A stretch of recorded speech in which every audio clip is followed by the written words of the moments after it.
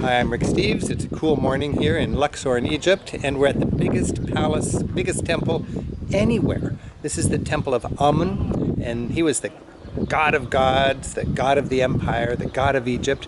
And what we're looking at here is a wall that's been rebuilt. And you know, when we see these temples, what was found was this.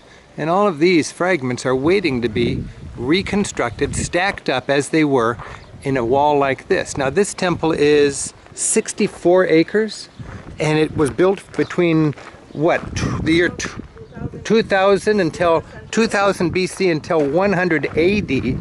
And when we step inside, you got to see this. This is the Hypostyle Hall, and this is one of my favorite places anywhere in Egypt.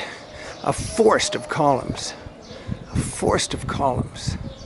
all built between 2000 BC and the time of Christ.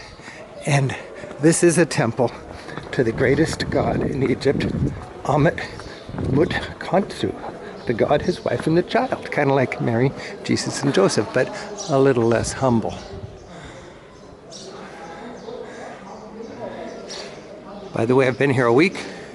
There's plenty of tourists.